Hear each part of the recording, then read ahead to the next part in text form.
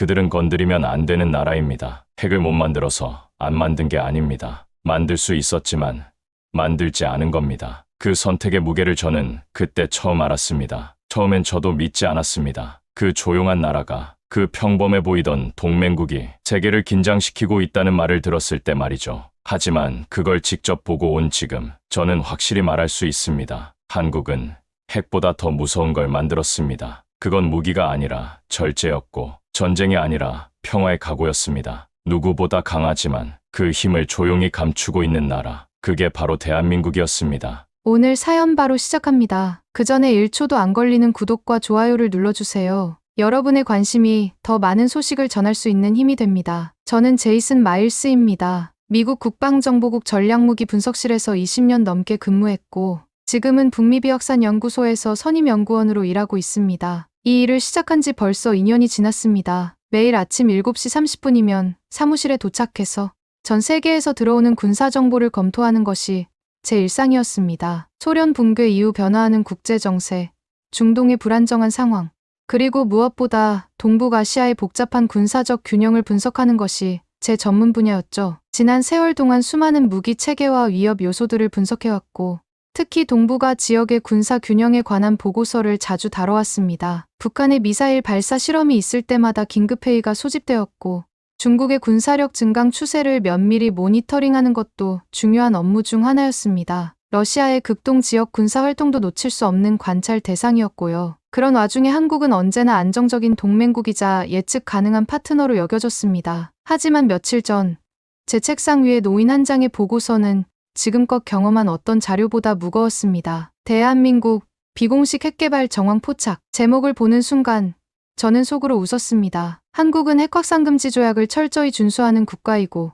국제사회에서도 신뢰받는 모범국가였으니까요. 게다가 미국과의 전략 동맹도 단단했습니다. 핵무기라니 있을 수 없는 이야기라 여겼습니다. 첫 번째 페이지를 넘기면서도 저는 여전히 회의적이었습니다. 아마도 정보 수집 과정에서 생긴 오해이거나 일반적인 군사 훈련을 과대 해석한 결과일 것이라고 생각했거든요. 그런데 보고서를 한 장, 두 장 넘길수록 제 손끝은 서서히 굳어갔습니다. 고체 연료 추진 엔진 실험, 고고도 분리형 탄두 궤적, 천무 시스템의 정밀 실사격 기록, 자율 유도형 확산탄 개념 영상, 그리고 가장 마지막에 있는 단 하나의 문장, 전통적 핵무기와는 다르나 동일 수준의 억제력을 가짐. 전문가로서 저는 본능적으로 감지했습니다. 이건 단순한 추측이 아니었습니다. 이건 실제 전략입니다. 군사적 함의를 고려하면 이는 사실상 핵 없는 핵 보유나 마찬가지였습니다. 저는 곧바로 나토 동맹 파트너들과 회의를 진행했고, 미국 국방부는 비공식적 진상조사를 승인했습니다. 제가 속한 전략분석실이 조사를 주도하게 되었고, 직접 임무를 수행할 팀장으로 제가 지명됐습니다. 며칠 뒤, 저는 한국행 비행기에 몸을 실었습니다. 출발 전, 저는 반쯤 확신하고 있었습니다. 이건 과장이겠지. 그저 국방 실험의 일부를 확대 해석한 것일 뿐이야. 하지만 저는 곧 깨닫게 됩니다. 그들의 조용한 무기는 단순한 기술이 아니었고, 그 조용함이야말로 가장 강력한 경고였다는 사실을 말이죠. 한국에 도착하자마자 저는 곧장 충청북도의 내륙 산악지대로 향했습니다. 인천공항에서 내린 순간부터 뭔가 다른 느낌이었습니다. 공항 곳곳에 배치된 보안요원들의 시선이 평소보다 예민해 보였고, 입국 심사 과정에서도 제 신분에 대한 확인이 유독 꼼꼼했습니다. 미리 통보받은 한국 측 연락관이 저를 맞이했고, 별다른 말 없이 곧바로 검은색 승용차로 안내했습니다. 서울을 벗어나 고속도로를 타고 남쪽으로 향하는 동안 창밖 풍경을 바라보며 이상한 긴장감을 느꼈습니다. 평범해 보이는 산과 들판 사이로 가끔씩 군사시설로 보이는 건물들이 눈에 띄었거든요. 겉으로는 민간 접근이 통제된 구역이었지만 위성정보 분석 결과 천무 실험이 실제로 이루어졌던 장소와 좌표가 일치하는 지점이었습니다. 도착한 현장은 한적한 산골짜기였습니다. 민간인의 발길이 닿지 않는 곳이라는 게 한눈에 보였죠. 하지만 자세히 살펴보니 곳곳에 인위적인 흔적들이 남아 있었습니다. 현장에는 이미 이동식 장비 흔적이 남아 있었고, 산지 중턱부에는 지형을 따라 조성된 발사 훈련장이 보였습니다. 군사적으로도 지형적으로도 이상적인 실험 환경이었고, 인위적 개입이 있었음을 단번에 알 수 있었습니다. 지면에는 로켓 발사체의 고온 분사로 인한 검게 그을린 자국들이 여러 곳에 흩어져 있었고 주변 나무들의 가지 일부가 열기로 인해 말라비틀어진 모습도 확인할 수 있었습니다. 처음 제가 마주한 장면은 믿기 어려운 광경이었습니다. 천무다연장 로켓 시스템은 우리가 알고 있던 한국 무기와는 전혀 다른 차원이었습니다. 발사 시연을 지켜보는 동안 저는 입을 다물 수가 없었습니다. 일반적인 로켓포가 아니라 정밀 유도 기술이 적용된 자율형 무기였습니다. 탄두는 고도 상승 후 목표에 도달하기 직전 공중에서 자동 분리됐고 각각의 탄두가 독립 유도 방식으로 지정된 좌표에 낙하했습니다. 그중 일부는 수풀 뒤에 숨겨진 모의 벙커, 또 일부는 드론을 시뮬레이션한 고속 이동 표적에 명중했습니다. 놀라웠습니다. 폭발력보다는 정확도가 중심이었고 기존 확산탄과 유사한 기능을 갖고 있으면서도 법적 회색지대를 교묘히 비켜가는 방식이었습니다. 훈련 참관이 끝난 뒤 저는 한국국방과학연구소 소속 관계자에게 조심스럽게 물었습니다. 이 정도면 사실상 전술핵과 유사한 효과 아닌가요? 그는 망설임 없이 대답했습니다. 핵은 아닙니다. 하지만 우리가 원하는 건 억제입니다. 공격을 막는 억제. 상대가 스스로 포기하게 만드는 심리적 압박이죠. 그 말은 단순한 전술이 아니었습니다. 저는 그제야 실감했습니다. 이 나라는 기술을 개발한 것이 아니라 철학을 무기로 만들고 있었던 겁니다. 한 장교는 제게 이렇게 말했습니다. 한국은 언제든 전쟁이 날 수 있는 나라입니다. 우리는 그 현실에서 도망치지 않고 정면으로 마주서기로 했습니다. 그래서 핵을 선택하지 않고 대신 핵을 넘는 억제 수단을 만들기로 한 겁니다. 그날 밤 숙소로 돌아온 저는 보고서 파일을 다시 열어봤습니다. 그 문장, 전통적 핵무기와는 다르나 전략적 억제 효과는 동급 이상. 이젠 너무나도 명확하게 다가왔습니다. 며칠 후 저는 한국 국방부의 초청으로 서울 외곽의 전략지 통제소에 방문하게 되었습니다. 그 전날 밤 호텔에서 받은 전화는 예상치 못한 것이었습니다. 한국 측 연락관이 차분한 목소리로 말했죠. 내일 오전 6시에 로비에서 만나겠습니다. 특별한 장소로 안내해드릴 예정입니다. 구체적인 설명은 없었지만 그의 진지한 어조에서 이번 방문이 단순하지 않다는 걸 느낄 수 있었습니다. 새벽 일찍 호텔을 출발해 서울 시내를 가로질러 이동하는 동안 평범한 출근길 풍경과는 대조적으로 저희가 향하는 목적지는 점점 더 신비로워졌습니다. 시내에서 벗어나 산간 지역으로 들어갈수록 검문소의 수가 늘어났고 각 구간마다 신분 확인이 반복되었습니다. 지하 수십 미터 아래에 위치한 그 시설은 민간에는 거의 알려지지 않은 장소였고 고위 관계자급만 접근 가능한 구역이었습니다. 엘리베이터를 타고 지하로 내려가는 동안 벽면에 설치된 두꺼운 철문들과 복잡한 보안 시스템을 보며 이곳이 얼마나 중요한 시설인지 실감할 수 있었습니다. 공기 자체도 위층과는 달랐고 모든 것이 철저히 통제되고 있다는 느낌이었죠. 지휘소 내부는 냉철하고 정돈돼 있었습니다. 모니터엔 한반도 전역의 실시간 정찰 영상이 펼쳐졌고 적의 미사일 발사 시뮬레이션과 대응 속도, 요격 성공률 분석 자료가 실시간으로 돌아가고 있었습니다. 수십 개의 대형 스크린에는 끊임없이 변화하는 데이터들이 표시되고 있었고 24시간 교대 근무를 하는 분석관들이 조용히 자신의 업무에 집중하고 있었습니다. 그 광경은 마치 미래의 전쟁을 미리 준비하고 있는 듯한 느낌을 주었습니다. 그날 저는 처음으로 한국의 무기 없는 핵 전략이라는 개념을 정식으로 들었습니다. 그 전략은 단순하지 않았습니다. 미국이나 러시아처럼 실제하는 핵무기를 갖고 있는 건 아니지만 고성능 정밀 타격 체계를 통해 공격 억제 효과를 확보하는 구조였습니다. 표현 그대로라면 핵은 없지만 건드릴 수 없는 나라를 만든다는 것이었습니다. 예를 들어 수도권에 접근하는 적의 주요 발사 기지나 지휘소를 초단위로 추적해 선제 요격 가능성을 확보하고 실시간 정밀 폭격 시뮬레이션을 통해 무력화 가능성을 보여주는 방식이었습니다. 이론적으로만 들으면 그냥 방어 전략처럼 보일 수 있지만 실전적 영상과 데이터를 보면 느낌이 달랐습니다. 그건 실질적 심리적 핵억제였습니다. 당시 통제소 관계자는 제게 이렇게 말했습니다. 전쟁은 무기가 막는 게 아닙니다. 상대의 계산을 틀리게 만들면 전쟁은 시작되지 않습니다. 그 말이 꽤 오랫동안 제 머릿속을 맴돌았습니다. 한국은 전통적인 군사 균형 개념에서 벗어나 심리적 제압을 선택한 것입니다. 적이 쏠까봐 무서운 게 아니라 쏴도 아무 효과 없을까봐 두려워지는 것. 그런 나라를 만드는 것. 그게 바로 이들의 핵 없는 핵 전략이었습니다. 그날 밤 저는 잠을 이루지 못했습니다. 미국은 늘 핵을 중심으로 군사 전략을 설계해왔고 저 역시 그런 사고방식에 익숙했습니다. 그런데 지금 한국이 보여주는 방식은 전혀 다른 결이었습니다. 기술, 철학, 전략, 그리고 역사까지. 그 모든 것이 결합된 억제 시스템. 그건 도발을 이기는 게 아니라 도발을 멈추게 만드는 힘이었습니다. 며칠 후 한국 측은 저희 조사단을 경기도의 한 비공개 군사시설로 초대했습니다. 이번 초대는 이전과는 성격이 달랐습니다. 기술적 자료 검토나 장비 확인이 아닌 하나의 영상을 보여주기 위해서였습니다. 담당자는 전날 전화해서 이렇게 말했습니다. 이번에는 우리가 왜 이런 준비를 하게 되었는지 그 이유를 보여드리고 싶습니다. 시설에 도착하자 안내받은 곳은 대형 브리핑룸이었습니다. 약 50석 규모의 좌석이 계단식으로 배치되어 있었고 정면에는 거대한 스크린이 설치되어 있었습니다. 평소 군 고위 간부들의 전략 회의나 중요한 작전 브리핑에 사용되는 공간이라는 설명을 들었습니다. 대형 스크린 앞에 앉자 화면이 어두워졌고 곧 시뮬레이션 영상이 시작되었습니다. 처음엔 아무 배경음 없이 단순히 평화로운 서울의 거리 모습이 펼쳐졌습니다. 화면 속에는 출근길 시민들이 지하철역으로 향하고 있었고 학교 가는 아이들이 횡단보도를 건너고 있었습니다. 한강 다리 위로는 차량들이 평소와 다름없이 오가고 있었고 남산타워도 맑은 하늘을 배경으로 선명하게 보였습니다. 너무나 일상적이고 평화로운 풍경이었죠. 그 다음 순간 북쪽에서 장사정포 수십 발이 날아와 도시를 강타했습니다. 7분 만에 서울 도심은 마비되었고 구조선은 도달하지 못했습니다. 영상의 변화는 충격적이었습니다. 아까까지 평온했던 거리가 순식간에 아비규환으로 변했습니다. 폭발음과 함께 건물들이 무너지고 사람들이 비명을 지르며 흩어졌습니다. 지하철역 입구는 피난민들로 아수라장이 되었고 도로는 버려진 차량들로 가득 찼습니다. 그 영상은 북한의 공격 시나리오를 기반으로 한국군이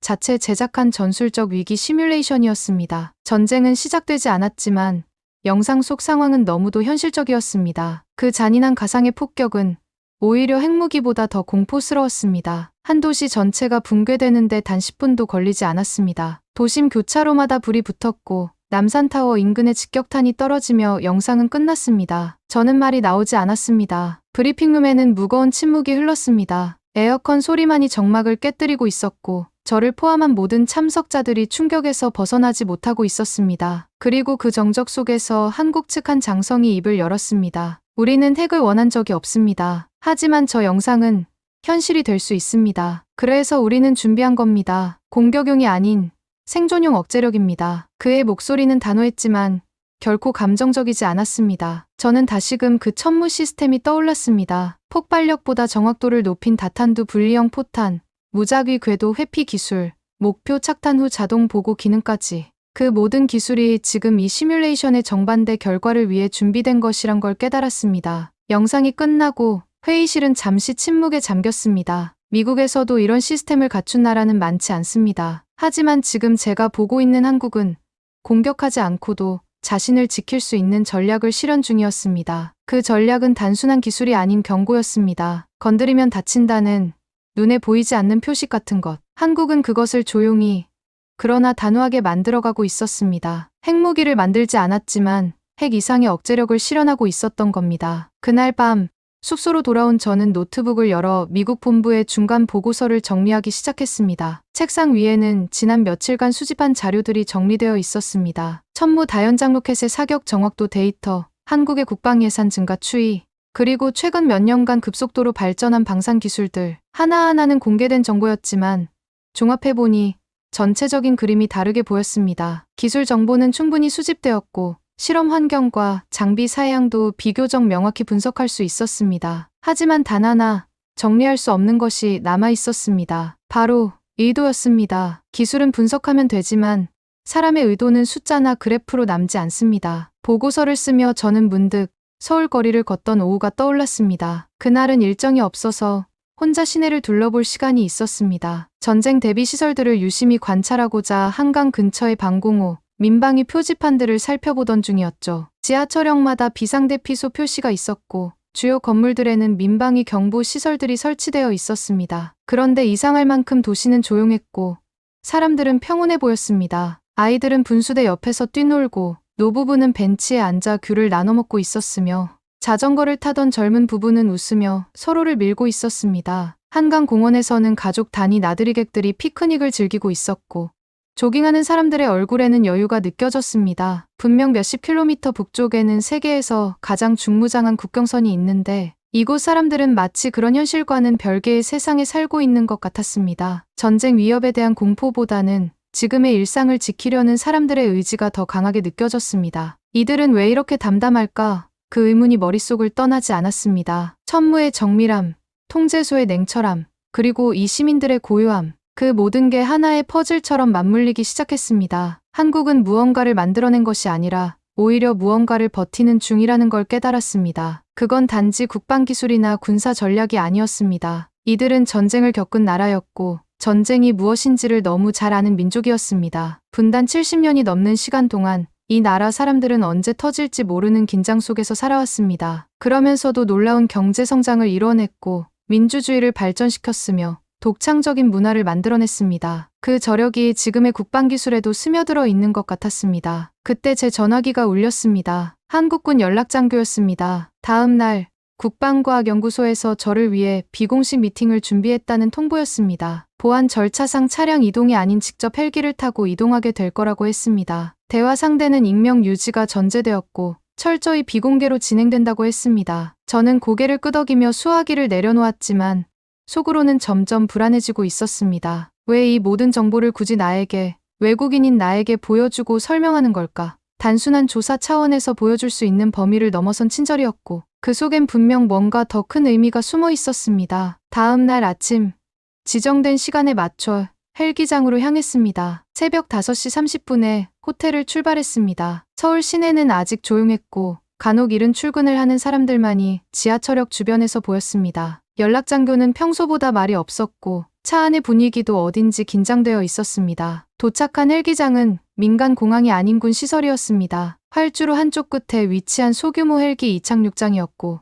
주변에는 군용 차량들이 대기하고 있었습니다. 보안 검색은 예상보다 훨씬 까다로웠고 동행한 통역조차 중간에서 제외됐습니다. 단독 이동이었습니다. 보안상 필요한 조치라는 설명만 들었을 뿐 구체적인 이유는 알 수 없었습니다. 헬기에 오르기 전 간단한 안전교육을 받았고 비행 중에는 창밖 촬영이 금지된다는 안내도 받았습니다. 헬기 조종사도 최소한의 인사만 하고는 계기판 점검에만 집중했습니다. 헬기 안에서 바라본 한국의 산맥은 조용하고 단단해 보였습니다. 새벽 안개가 산자락을 감싸고 있었고 그 아래 어딘가에서 전쟁과 평화를 동시에 준비하는 시스템이 움직이고 있다는 생각이 들었습니다. 비행 시간은 약 40분 정도였습니다. 서울에서 동쪽으로 향하다가 점차 산간지역으로 들어갔습니다. 아래로는 구불구불한 산길과 작은 마을들이 보였고 간혹 군사시설로 보이는 건물들도 눈에 띄었습니다. 도착한 곳은 강원도 깊은 산중에 위치한 국방과학연구소 산하 비공개 실험기지였습니다. 시설은 대부분 지하에 있었고 외부엔 군 표식도 거의 보이지 않았습니다. 지상에서는 평범한 연구시설처럼 보였지만 곳곳에 설치된 보안 장비와 출입 통제 시설들이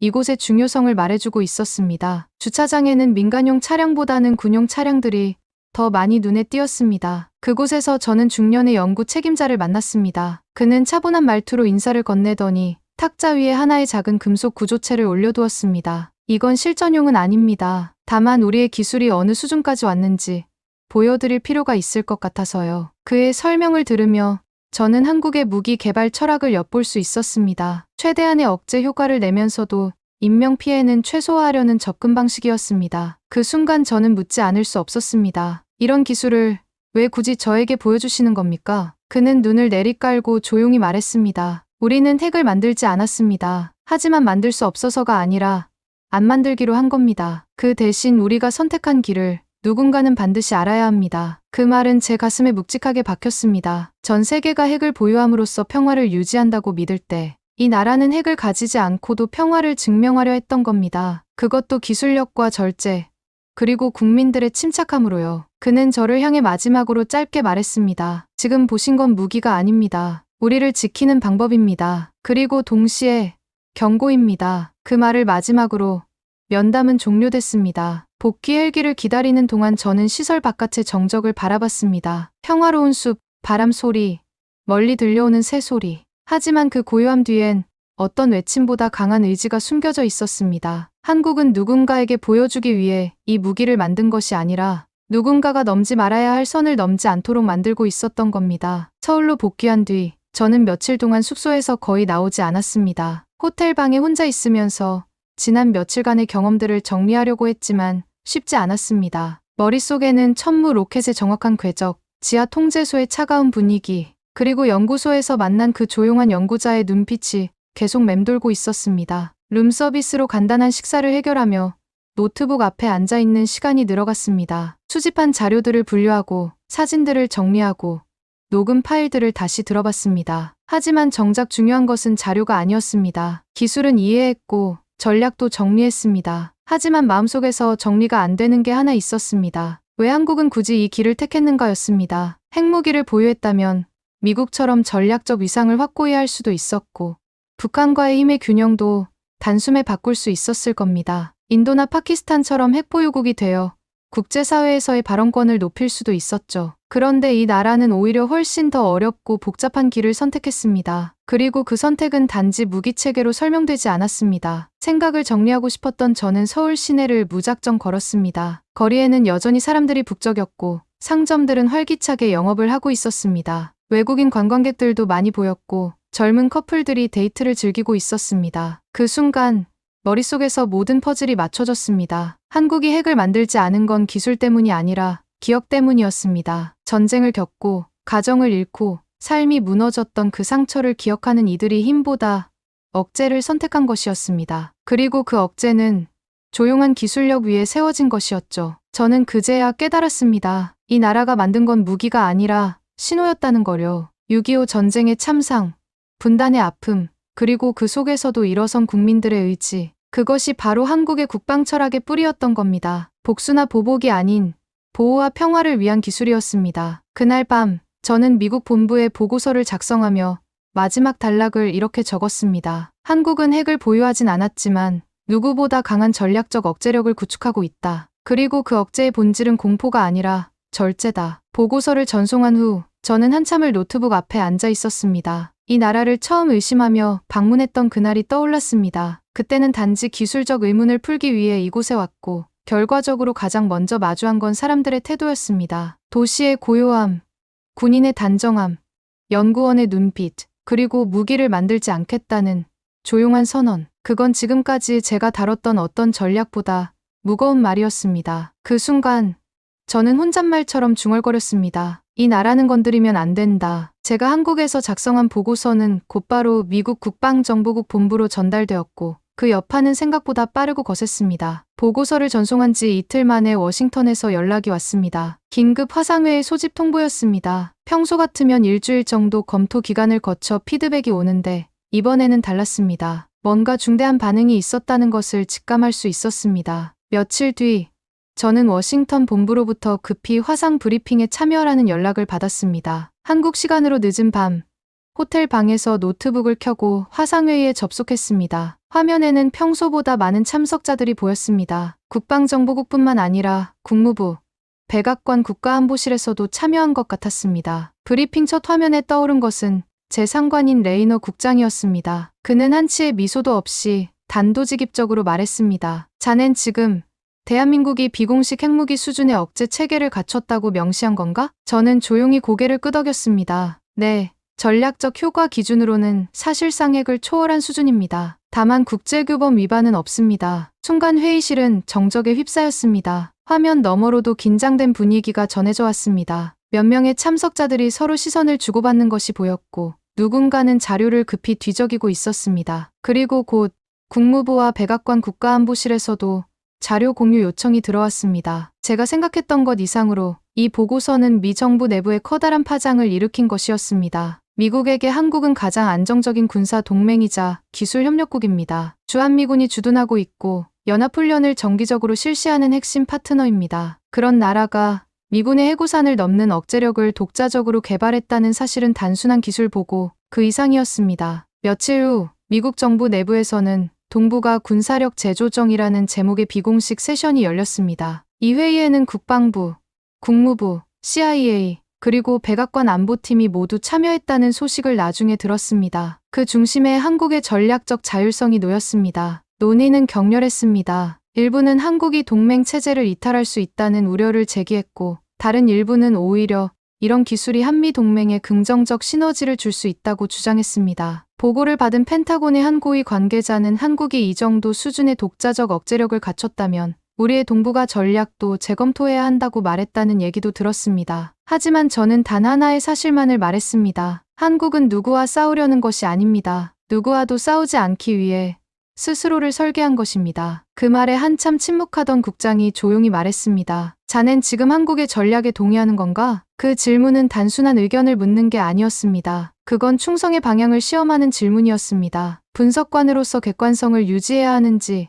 아니면 미국의 국익을 우선해야 하는지를 묻고 있었습니다. 저는 잠시 망설였습니다. 그리고 대답했습니다. 저는 분석관입니다. 감탄도 경계도 모두 제 역할입니다. 하지만 이번엔 감탄이 앞섭니다. 그 순간 저는 알았습니다. 이 보고서 하나가 앞으로 국제 전략의 판을 흔들 수도 있다는 것을요. 며칠 후 한국 국방부로부터 마지막 비공식 미팅 요청이 들어왔습니다. 전화를 받은 것은 오후 2시경이었습니다. 한국군 연락장교가 차분한 목소리로 말했습니다. 공식 보고 절차는 끝났지만 저희가 꼭 전하고 싶은 이야기가 있습니다. 개인적인 차원에서 만나 뵙고 싶습니다. 그의 어조에서 무언가 다른 느낌을 받았습니다. 지금까지의 공식적이고 절제된 분위기와는 달리 좀 더 인간적이고 진솔한 무언가를 전하고 싶어 하는 것 같았습니다. 장소는 서울 외곽의 소규모 회의실이었고 참석자는 단 한 명. 처음부터 저를 안내했던 그 장교였습니다. 회의실은 정부 청사 건물의 한 층에 있는 작은 공간이었습니다. 10명 정도가 앉을 수 있는 타원형 테이블과 의자들,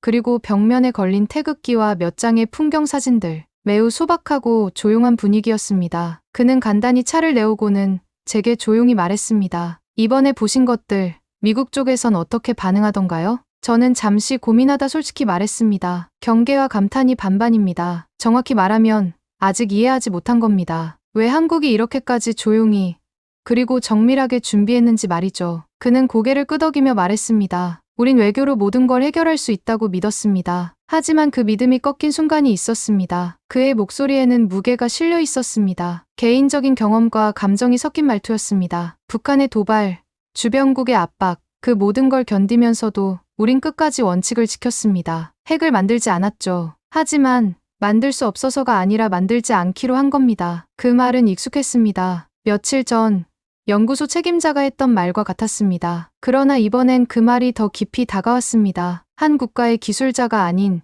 한 국민이자 군인의 입에서 나왔기 때문이었습니다. 그는 잠시 차를 마시며 창밖을 바라봤습니다. 창 너머로는 서울 시내의 빌딩들이 보였고 멀리 남산타워도 희미하게 보였습니다. 그는 이어 말했습니다. 미국이 가진 것과 한국이 가진 건 다릅니다. 하지만 우리도 지켜야 할 것이 있습니다. 가족, 아이들, 이 도시, 이 나라. 그의 목소리가 잠깐 떨렸습니다. 감정이 섞인 듯 했습니다. 그걸 지키기 위해 우린 무기를 선택하지 않았고 다만 건드리지 말라는 말을 기술로 표현했을 뿐입니다. 그 말을 들으며 저는 문득 지난 며칠간 만났던 사람들이 떠올랐습니다. 연구소의 과학자, 통제소의 장교들, 그리고 거리에서 만난 평범한 시민들. 그들 모두가 같은 마음을 갖고 있었던 것 같았습니다. 그가 내미는 손에는 설명서도 전술표도 없었습니다. 다만 존중이 있었습니다. 저희는 세계를 위협하고 싶지 않습니다. 하지만 저희를 위협하는 것도 원하지 않습니다. 그래서 이런 길을 택한 겁니다. 돌아가는 길.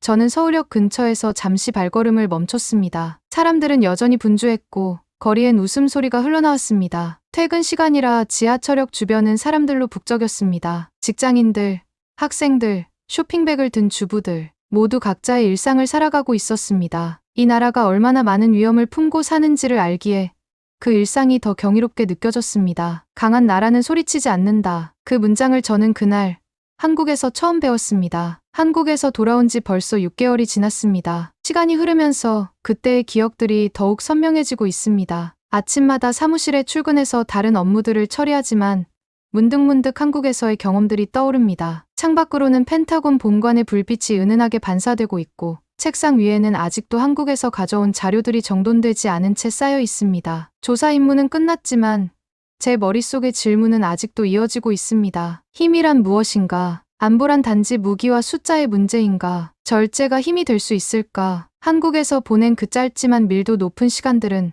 제 사고방식을 완전히 바꿔놓았습니다. 이후 제가 작성하는 다른 국가들에 대한 분석 보고서들도 달라졌습니다. 단순히 무기의 성능이나 군사력의 규모만 보는 것이 아니라 그 나라의 철학과 의지까지 고려하게 되었습니다. 우리는 흔히 핵무기를 최고의 억제 수단이라 말합니다. 그런데 한국은 그 최고를 선택하지 않고도 그에 준하거나 넘는 결과를 만들어냈습니다. 기술력만으로 가능한 일은 아니었습니다. 그 중심에는 단 하나, 원칙이 있었습니다. 그들은 생존을 위해 그러나 동시에 도발하지 않기 위해 정교한 기술을 무기로 삼되 그것이 누구도 죽이지 않도록 설계했습니다. 그 억제는 두려움을 주기 위해 존재하는 것이 아니라 침묵 속에서 경고하는 절제의 상징이었습니다. 최근 다른 동맹국들의 군사 동향을 분석하면서도 자꾸 한국의 사례가 비교 기준이 됩니다. 과연 이 나라도 한국처럼 절제와 기술을 결합한 전략을 구사할 수 있을까 하는 생각이 자연스럽게 떠오릅니다. 한국은 말하지 않았습니다. 과시하지도 강요하지도 않았습니다. 하지만 제가 직접 보고,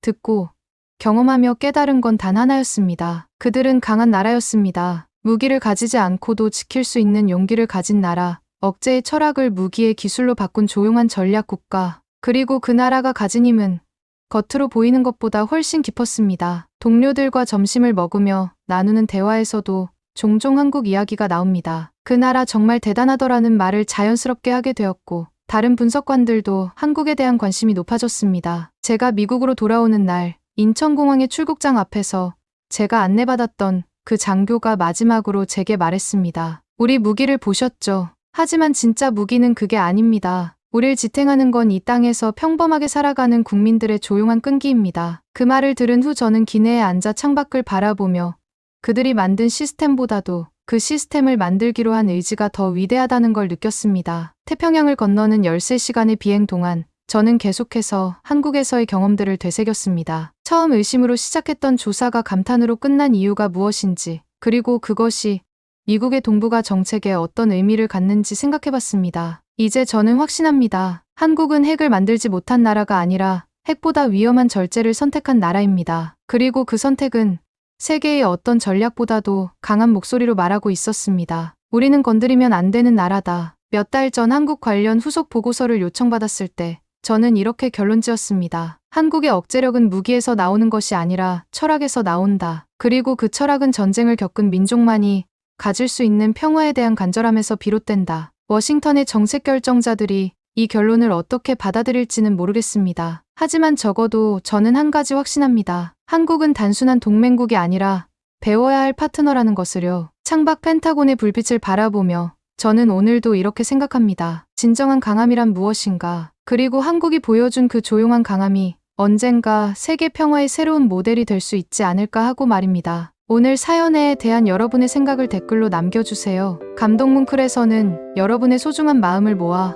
사연 주인공들에게 전해드리고 있습니다. 여러분 주변에 감동적이거나 재미있는 실제 사연들을 제보받고 있으니 언제든 저희 공식 메일로 제보해주세요. 오늘 들려드린 사연에 공감하셨다면 구독과 좋아요 눌러주시고 주변 분들과도 공유해주세요. 여러분의 작은 관심과 응원이 더욱 좋은 콘텐츠를 만드는 데 큰 힘이 됩니다. 오늘도 여러분의 하루의 작은 즐거움이라도 되었기를 바라며 지금까지 감동뭉클이었습니다. 끝까지 시청해주셔서 감사합니다. 다음에 더 감동적인 사연으로 찾아뵙겠습니다.